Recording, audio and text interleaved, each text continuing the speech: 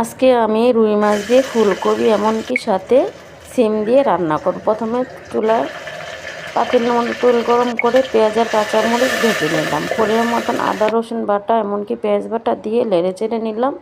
পরিমাণ মতন ময় মশলা দিয়ে দিলাম, দিয়ে নেড়ে চেড়ে নেব। আসসালামু আলাইকুম, হ্যালো এভরিওয়ান, আপনারা সবাই কেমন আছেন? এই যে মশলাগুলো দিয়ে নেড়ে চেড়ে নেওয়ার পরে ফ্রিজটা ধুয়ে দিয়ে একটু পানি দিয়ে দিলাম। এখন এই মশলাগুলো ভালো করে আমি কষাই নেব।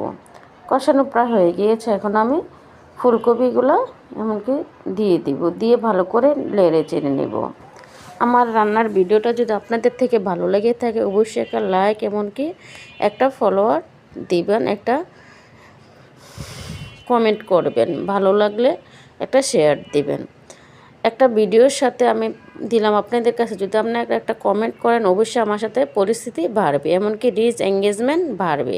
তাই ভিডিও দেখে একটা গঠনমূলক কমেন্ট লিখে যাবেন যে আমার রান্নাটা কেমন হলো, সবাই জানাবেন যে এরকম তরকারি আমার থেকে গরম গরম শীতকালীন সবজি অনেক ভালো লাগে, রান্নাটা কেমন হলো সবাই জানাবেন কমেন্টের মাধ্যমে। আল্লাহ হাফেজ।